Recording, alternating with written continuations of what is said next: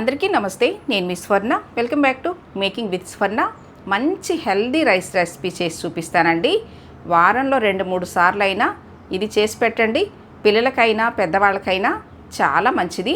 ఎందుకంటే మనం పెసలతో చేస్తున్నాం కాబట్టి పెసల్లో హై ప్రోటీన్ ఉంటుందండి. చాలా మంచిది. చాలా తక్కువ టైంలో సింపుల్గా రెడీ చేసేసుకోవచ్చండి. ఈవెన్ పిల్లల లంచ్ బాక్స్లో కూడా ఈ రైస్ అనేది చాలా బాగుంటుంది. మరి లేట్ చేయకుండా ఈ హెల్దీ రైస్ రెసిపీ ఎలా చేసుకోవాలో చూసేద్దామా? ఫస్ట్ కుక్కర్లో కప్పు బియ్యం అలాగే అరకప్పు పెసలు వేసుకోవాలి. ఇప్పుడు ఈ రెండింటిని శుభ్రంగా 2-3 సార్లు కడగాలండి.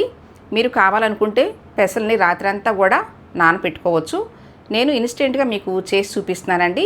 చూడండి, ఈ విధంగా 2-3 సార్లు కడిగిన తర్వాత ఇప్పుడు ఈ పెసల్లో 2-3 గ్లాసులు నీళ్లు పోసి 1 గంట సేపు నానపెట్టుకోవాలండి.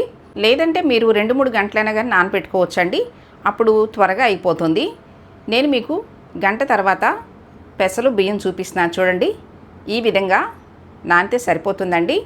ఇప్పుడు స్టవ్ మీద కుక్కర్ పెట్టుకోవాలి. కుక్కర్లో 1 స్పూను నెయ్యి వేసుకోవాలి.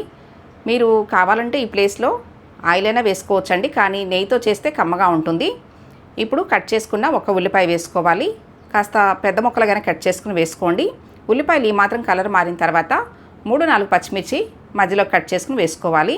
ఇప్పుడు 1 క్యారెట్ ఇలా పెద్ద ముక్కలుగానే కట్ చేసుకుని వేసుకోవాలండి. మరీ వేయించాల్సిన అవసరం ఏం లేదు. ఇప్పుడు ఇందులో 1 టమాటా వేసుకోవాలి.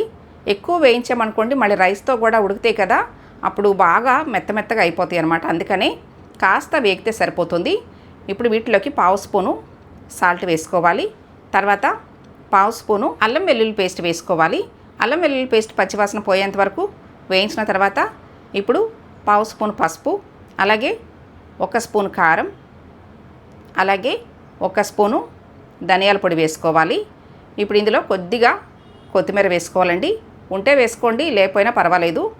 వేసిన తర్వాత కారం కాస్త పచ్చివాసన పోయేంత వరకు 1-2 నిమిషాలు వేయించుకుంటే సరిపోతుందండి. ఇప్పుడు నానబెట్టుకున్న బియ్యం అలాగే పెసలు వేసుకోవాలి. చాలా సింపుల్గా చేసుకోవచ్చండి. ఈ బియ్యం పెసలు నానటమే కాస్త టైం పడుతుంది. మీరు కావాలనుకుంటే రాత్రే నానపెట్టేసి ఉదయం బ్రేక్ఫాస్ట్గా కూడా చాలా త్వరగా ప్రిపేర్ చేసుకోవచ్చు. ఇప్పుడు 4 కప్పులు నీళ్లు పోసుకోవాలి. అంటే కప్పు బియ్యం అలాగే అరకప్పు పెసలు వేసాం కదండి, 4 కప్పులు నీళ్లు కరెక్ట్గా సరిపోతాయి. ఇప్పుడు రైస్ సరిపడా సాల్ట్ వేసుకోవాలి. స్టార్టింగ్లో కొంచెం వేసాం కదండి, సాల్ట్ అనేది మీ టేస్ట్కి తగ్గట్టుగా వేసుకోండి. ఇప్పుడు మూత పెట్టిన తర్వాత విజిల్ పెట్టి 3 విజిల్స్ వస్తే సరిపోతుందండి. ఇంకా ఈ రైస్లోకి కర్రీతో కూడా ఏం పని లేదండి. చక్కగా ఇంత రైతా వేసుకుని తింటే కమ్మగా ఉంటుంది. పిల్లల లంచ్ బాక్స్లోకి అయితే చాలా త్వరగా చేసుకునే హెల్దీ రైస్ రెసిపీ అండి ఇది.